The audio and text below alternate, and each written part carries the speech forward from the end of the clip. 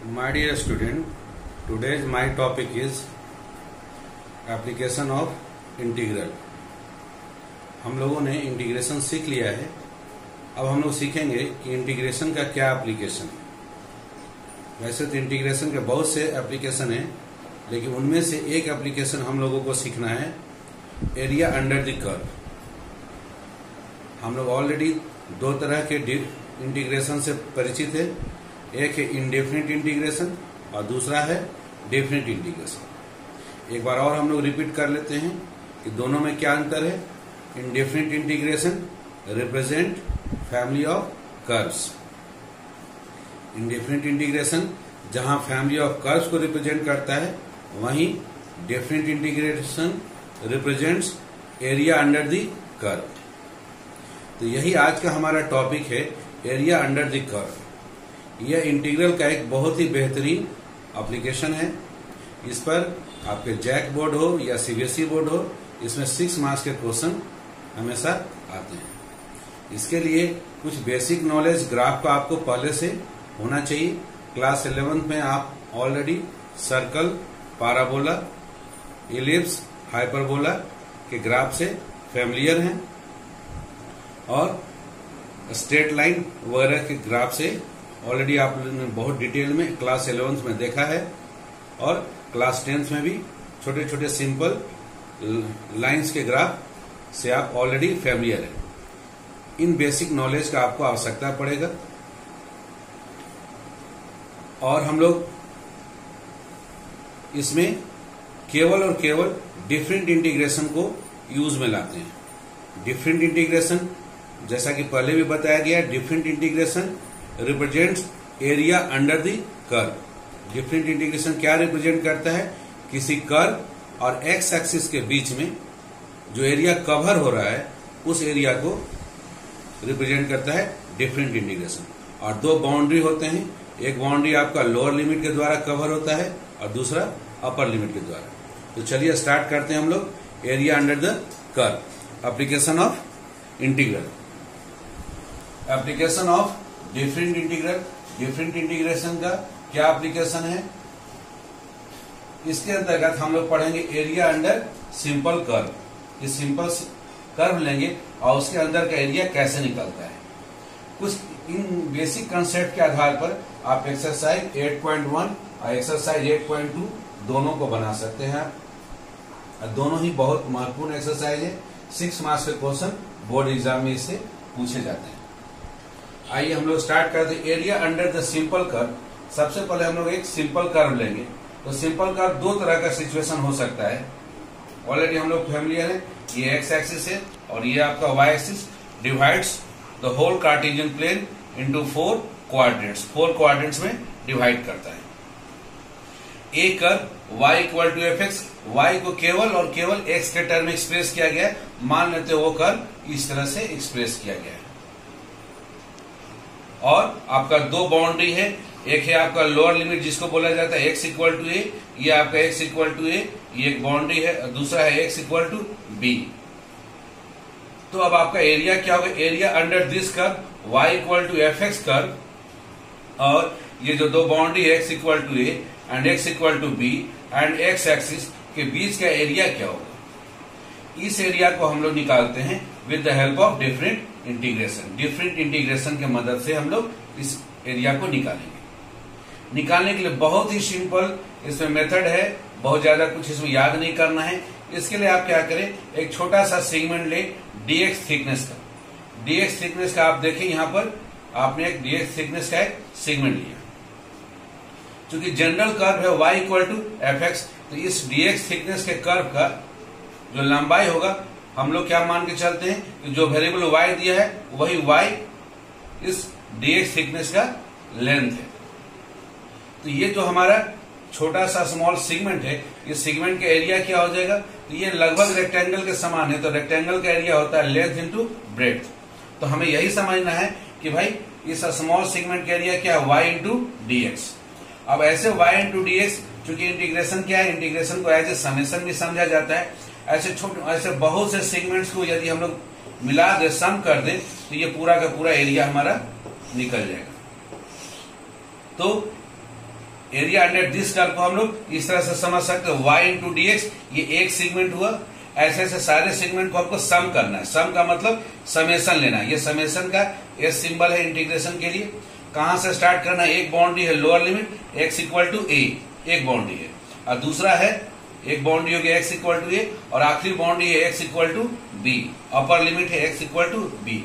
इसी के बीच में और ये curve y equal to F x, y curve जो कि केवल और केवल x के टर्म में एक्सप्रेस किया गया है, ये कर्व x एक्सिस और ये दो boundary x equal to a and x equal to b के बीच में बनने वाले एरिया को निकालने के लिए हम लोग डिफरेंट इंटीग्रेशन का यूज करते हैं। फॉर्मूला क्या होगा? फॉर्मूला सिंपली dx जो थिकनेस है, सो dx इंटू इसका लेंथ, वेरिएबल के टर्म में y, तो y dx टाइप के छोटे छोटे सेगमेंट को हमको समेशन लेना है, इसलिए समेशन के लिए इंटीग्रेशन साइन s। उसके बाद limit x equal to a से लेकर x इक्वल टू बी के बीच में ऐसे जितने भी टोटल सेगमेंट है सभी सेगमेंट का समेशन। तो यही एकमात्र बेसिक फॉर्मूला है एरिया अंडर द कर्व, जब कर्व y केवल और केवल x के टर्म में एक्सप्रेस किया हुआ रहेगा तब। आप इस पर एक छोटा सा सवाल आप देख सकते हैं, एक्सरसाइज 8.1।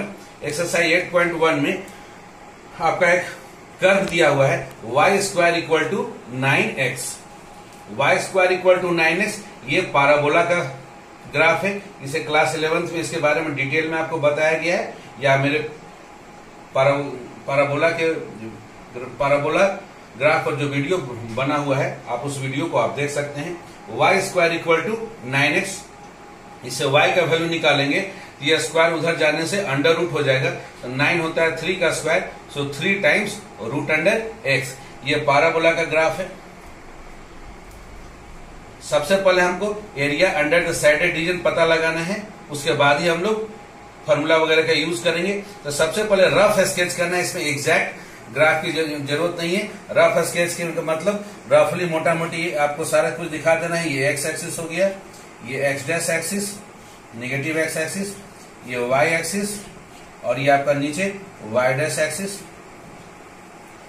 ग्राफ में क्या है, y का वैल्यू पॉजिटिव लिया जाए या निगेटिव लिया जाए, वो स्क्वायर होने की वजह से वो y हमेशा x का जो वैल्यू आएगा वो हमेशा पॉजिटिव ही मिलेगा, अर्थात पाराबोला ओपन होगा x एक्सिस की तरफ, y पॉजिटिव रहे या निगेटिव रहे। और आप कुछ पॉइंट्स को लेकर पाराबोला का ग्राफ खींचेंगे तो आपका इस तरह का ग्राफ प्राप्त होगा। उसके बाद क्वेश्चन में दिया गया है, दो बाउंड्री दिया गया है। एक बाउंड्री का नाम है x इक्वल टू 2, यहाँ पर पॉइंट x इक्वल टू 1, 2। ये लाइन जो है, line parallel to the y axis, y axis के जो पैरेलल है लाइन,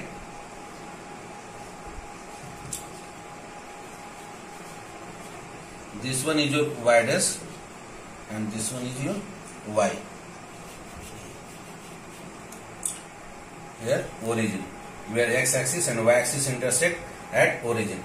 हाँ, आपको दो बाउंड्री दिया गया, एक बाउंड्री का नाम x equal to 2, x equal to 2 is a line parallel to the y axis, ये y एक्सिस के पैरेलल होता है। x इक्वल टू 2 लाइन पर हमेशा x का वैल्यू 2 होगा, y का वैल्यू बदलता रहेगा। फॉर एग्जांपल यहाँ पर x इक्वल टू 2 तो y इक्वल टू 0, फिर x इक्वल टू 2 तो y equal to 1, x equal to 2, y equal to 2। इन सभी को मिलाकर आप स्ट्रेट लाइन खींचेंगे तो ये लाइन आएगा x इक्वल टू 2। ये ऑलरेडी क्लास 10th में आप सीख चुके हैं कि x equal to 2 is a graph parallel to y axis.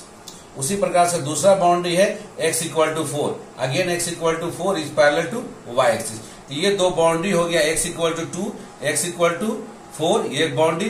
दूसरा है parabola y square equal to 9x। और क्वेश्चन में बोला गया है area in the first quadrant. Question है ऑलरेडी मेंशन है कि फर्स्ट क्वाड्रेंट का ही एरिया निकालना है। यहाँ एरिया आप देख रहे हैं फर्स्ट क्वाड्रेंट में भी है और नीचे फोर्थ क्वाड्रेंट में भी है, लेकिन फोर्थ क्वाड्रेंट के एरिया को मना किया गया है।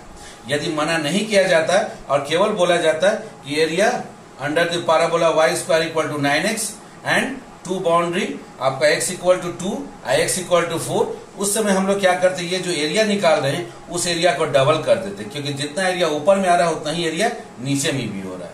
लेकिन इस पर्टिकुलर क्वेश्चन नंबर 2 में बोला गया है कि फर्स्ट क्वाड्रेंट में जो एरिया कवर किया जा रहा है y square equal to 9x parabola के द्वारा और दो boundary x equal to 2 x equal to 4 के द्वारा, उसी एरिया को निकालिए। तो वो एरिया आपका ये सैडेड रीजन जो है ये एरिया आपका आता है।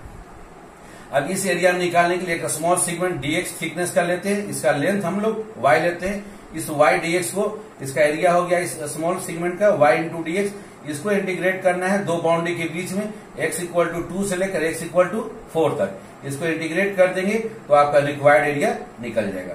सो रिक्वायर्ड एरिया यहाँ पर हो गया, रिक्वायर्ड एरिया का नाम यदि ए दिए हैं तो required area A is equal to y dx करना है। आपको एक छोटा सा सेगमेंट लिए, उसका एरिया लेंथ इंटू ब्रेड्थ किए, y dx किए, y dx कहां से कहां आप इंटीग्रेशन लिए, तो फर्स्ट बाउंड्री आपका है x इक्वल टू 2 और आखिरी बाउंड्री x इक्वल टू 4 इसके बीच में।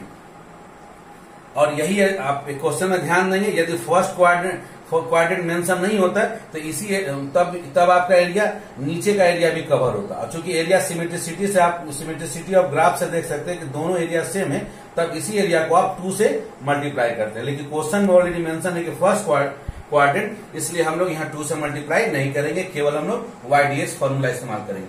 अब y dx में ये y किसका है, पाराबोला का, y पाराबोला का रख दीजिए, पाराबोला का y है 3√x dx, लिमिट है 2 से लेकर 4 तक, 3 है कांस्टेंट इसलिए इंटीग्रेशन से आउट, रूट अंडर x का इंटीग्रेशन, x का पावर 1/2 है, उसमें 1 ऐड हो गया, 1/2 में 1 ऐड कर देंगे तो x का पावर 3/2 होगा, पावर जो रहेगा उसी से डिवाइड हो जाएगा 3/2 और लिमिट 2 to 4 होगा।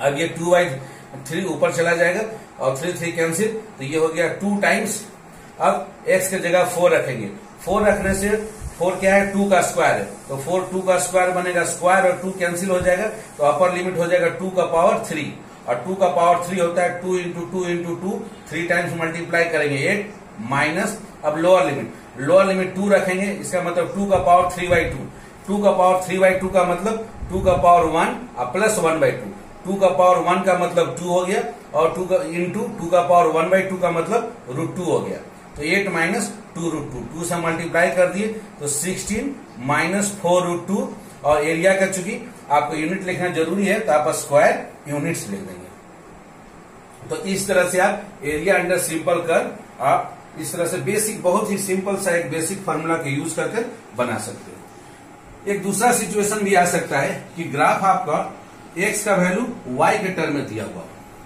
पहले वाले प्रॉब्लम में आपने देखा कि y का वैल्यू केवल और केवल x के टर्म में दिया गया था। अब दूसरा सिचुएशन है कि x का वैल्यू y के टर्म में दिया है, तो मान लेते हैं x इक्वल टू एक फंक्शन है, उसका नाम दे देते हैं gy, तो उसका ग्राफ कुछ इस तरह से हम लोग रफली प्लॉट कर लेते हैं और हमको निकालना है एरिया अंडर दिस कर्व। इस कर्व के अंदर और 2 लिमिट दिया हुआ है, एक लिमिट है y इक्वल टू सी, यहाँ पर आप देख सकते हो y equal to c is a line parallel to x axis, ये x एक्सिस के पैरेलल होता है, y equal to c line is parallel to x axis, ये x एक्सिस के पैरेलल होगा।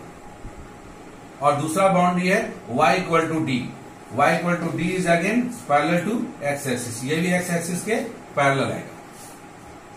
अब आपको निकालना है area under the curve x equal to ji Y A and y axis, इस बार y एक्सिस और x equal to ji Y, इन दोनों के बीच में जो एरिया कवर आप ये देख रहे हैं पूरा रीजन जिसको कि सैडेड किया गया है, इस पूरे रीजन का एरिया निकालना है। और 2 बाउंड्री है, 2 लिमिट दिया गया है, लोअर लिमिट दिया गया है y इक्वल टू सी से स्टार्ट करना है इंटीग्रेशन, और आखिरी बाउंड्री है y equal to d, upper limit, lower limit y equal to c, upper limit है y इक्वल टू डी। फिर यहाँ हम लोग वही काम करेंगे, एक छोटा सा सेगमेंट लेंगे जिसका थिकनेस dy, इसका थिकनेस dy, उसमें इसका लेंथ हम लोग x equal to ji y है, तो इसका लेंथ हम लोग मानेंगे वेरिएबल के टर्म में x, इसलिए इस छोटे से सेगमेंट का एरिया क्या हो जाएगा, लेंथ इंटू ब्रेड मतलब x इंटू डी वाई, इस छोटे से सेगमेंट का एरिया हो गया x इंटू डी वाई। अब इस ऐसे ऐसे बहुत से सेगमेंट यहाँ पर बन सकते हैं, उन सभी सेगमेंट का क्या करना है, हमको समेशन ले लेना है। तो समेशन करने के लिए मतलब इंटीग्रेशन कर देना है, लिमिट स्टार्ट करते हैं, कहां से शुरू करेंगे, lower limit y equal to c, upper limit y equal to d जाएंगे, और हम लोग एरिया ऑफ रेक्टेंगल का फॉर्मूला लगाएंगे x इंटू डी वाई, इसको हम लोग इंटीग्रेट करेंगे। इसी फॉर्मूला पर ये भी एरिया अंडर सिंपल कर्व के अंतर्गत ही आता है, एक सिंपल सा कर्व है, उसके अंतर्गत एरिया पूछा जा रहा है, o और y एक्सिस के बीच में क्या एरिया कवर होगा, और 2 लिमिट दिया है y इक्वल टू सी और y इक्वल टू डी के बीच में। तो इस पर बेस्ड हम लोग एक क्वेश्चन बनाते हैं, इसी एक्सरसाइज 8.2 का क्वेश्चन नंबर 3 को देखते हैं। क्वेश्चन नंबर 3 में दिया हुआ है x equal to x square equal to 4y, ये भी पाराबोला का ग्राफ है। यहाँ आप देख सकते हैं x पॉजिटिव लीजिए या नेगेटिव, स्क्वायर कर देने से एक्स स्क्वायर पॉजिटिव हो जाएगा। एक्स स्क्वायर जब हमेशा पॉजिटिव आएगा तो वाई का वैल्यू हमेशा यहाँ पर पॉजिटिव रहेगा। अर्थात ये जो पैराबोला जो कि सी के आकार का होगा वो open to the y axis के तरफ में ओपन होगा, और एक्स पॉजिटिव भी हो सकता है, नेगेटिव भी हो सकता है। सिमेट्रिसिटी से इधर का ग्राफ वाई एक्सिस के राइट जैसा ग्राफ होगा, उसी तरह से वाई एक्सिस के लेफ्ट में भी ग्राफ होगा। अब ग्राफ खींचने के लिए यहां से आप एक्स का वैल्यू निकालें तो टू रूट वाई आप एक्स के वैल्यू को लिख सकते हैं। उसके बाद ग्राफ खींचने के लिए ऑलरेडी आपको क्लास 11th में बताया गया है। अब इसमें हम लोग आते हैं कि कौन सा एरिया बोला गया है। यहां पर बोला गया है area under the parabola x square equal to 4y। यहाँ एक्स केवल y के टर्म में एक्सप्रेस किया गया, तो ये हो गया हमारा पैराबोला का रफ ग्राफ हो गया, रफ स्केचिंग हो गया। दूसरा है कि आपको बाउंड्री दिया हुआ y equal to 2 line, y equal to 2 line है पैरेलल टू एक्स एक्सिस, ये एक लाइन, एक बाउंड्री है। दूसरा है y इक्वल टू 4, ये लाइन हो गया। तो ये दो बाउंड्री और ये ग्राफ एंड y एक्सिस के बीच का एरिया, मतलब ये वाला पोर्शन का एरिया आपको पूछा जा रहा है, जो कि सैडेड किया गया है। इस तरह से जो सैडेड किया गया है ये एरिया पूछा जा रहा है। इस एरिया को निकालने के लिए एक छोटा सा सेगमेंट हम लोग ले, जिसका थिकनेस y एक्सिस के ऊपर में ले रहे, इसलिए dy। इसका लेंथ वेरिएबल के टर्म में x। इस रेक्टेंगल का एरिया हो गया लेंथ इंटू ब्रेड, मतलब x dy का फॉर्मूला लगेगा। x dy तो हम लोग फॉर्मूला लगाते हैं x dy, कहां से कहां शुरू करेंगे। x dy का फॉर्मूला y इक्वल टू 2 से lower limit y equal to 2 से, और अपर लिमिट शुरू करेंगे y इक्वल टू 4 तक ले जाएंगे, y इक्वल टू 2 से y इक्वल टू 4। अब x का वैल्यू पहले ही निकाल चुके हैं 2 अंडर रूट y, तो x का वैल्यू रख दिया 2 under root y dy integration 2 to 4। 2 constant है इसलिए बाहर कर दिए। और यहां भी क्वेश्चन में बोला गया है इन the first quadrant. First quadrant में होने की वजह से ही केवल ये एरिया निकालें। अगर फर्स्ट क्वाड्रेंट नहीं बोला जाता तब फिर इधर वाले पोर्शन, ये पोर्शन का भी एरिया हो जाता है, और इसको निकालने के लिए अलग से फॉर्मूला नहीं लगाना है। इसी एरिया में क्या करते हैं आप 2 से मल्टीप्लाई कर देते हो, 2a हो जाता है आपका एरिया, 2a हो जाता है। और वो आपका आंसर, जैसे ये कैलकुलेशन हो रहा है उसी में केवल 2 से मल्टीप्लाई करते, वही आपका फाइनल आंसर होता है। लेकिन क्वेश्चन में बोला गया है कि इन द फर्स्ट क्वाड्रेंट, तो केवल फर्स्ट क्वाड्रेंट का ही एरिया लेना है। ग्राफ खींचने के बाद हमको ध्यान देना है कि सैडेड रीजन कौन सा रीजन है और किसका निकाला जा रहा है।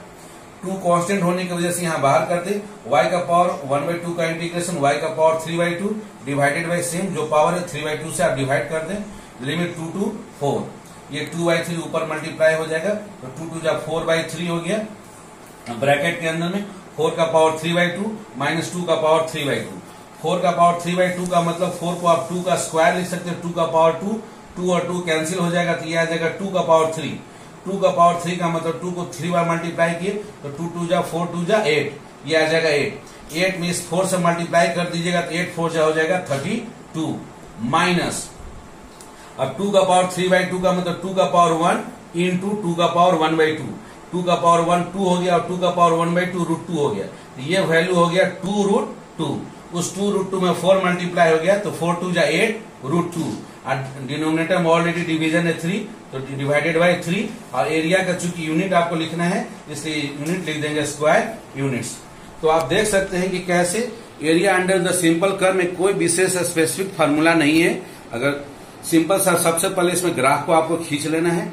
ग्राफ जब आप प्लॉट कर लेते हैं तो रफ स्केचिंग करना है। उसके बाद जो जो बाउंड्री आपका दिया गया है वो बाउंड्री प्लॉट कर ले, और उसके बाद ध्यान से देखें क्वेश्चन केवल फर्स्ट क्वाड्रेंट मेंशन है या क्वाड्रेंट नहीं मेंशन है, कौन से एरिया, कौन से रीजन का एरिया पूछ रहा है, उस रीजन को सैडेड कर ले। सैडेड करने के बाद आप पॉइंट्स वगैरह मार्किंग कर लें, लेवलिंग कर लें कि कौन कौन सा पॉइंट्स दिया, आपका बाउंड्री क्या क्या है, वो बाउंड्री लेवलिंग कर ले। अब फॉर्मूला मात्र 2 ही है। यदि आप एक्स एक्सिस के ऊपर में छोटे सा सेगमेंट ले रहे हैं तो y dx वाला फॉर्मूला लगाएं, dx थिकनेस का और लेंथ y dx का फॉर्मूला, और दो बाउंड्री के बीच में इंटीग्रेट कर दे, x equal to a to x equal to b, ये जो फॉर्मूला हम लोग यूज किए थे, x equal to a to x equal to b और y dx। यदि आपका ग्राफ, कर्व और एक्स एक्सिस के बीच का एरिया पूछा जा रहा है तब, और दो बाउंड्री दिया हुआ x equal to a and x equal to b, तो सिंपल सा formula y into dx formula केवल लगा दे और उसको इंटीग्रेट कर दे x equal to a to x equal to b।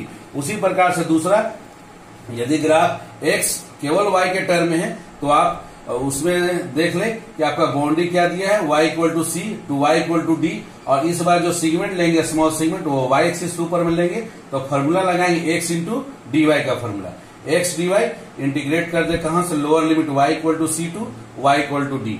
इतने छोटे से बेसिक फॉर्मूला को अप्लाई करके आप 6 मार्क्स के क्वेश्चन बोर्ड एग्जाम के बना सकते हैं। कुछ और प्रॉब्लम हम लोग 8.2 एक्सरसाइज की देखते हैं। ओके बच्चों, यदि आपको 8.1 एक्सरसाइज बनाने में कोई भी डाउट होता है तो मेरे कमेंट बॉक्स में जरूर लिखें, ताकि मैं नेक्स्ट वीडियो में उसका सोल्यूशन आपको दे सकूं। और ये वीडियो यदि आपको पसंद आता है तो इसको लाइक एंड सब्सक्राइब करें और बेल आइकन को दबाना नहीं भूलेंगे, ताकि नेक्स्ट वीडियो का नोटिफिकेशन आपको जब भी प्राप्त हो आपको उसका इंफॉर्मेशन मिल जाए। Okay, thank you so much.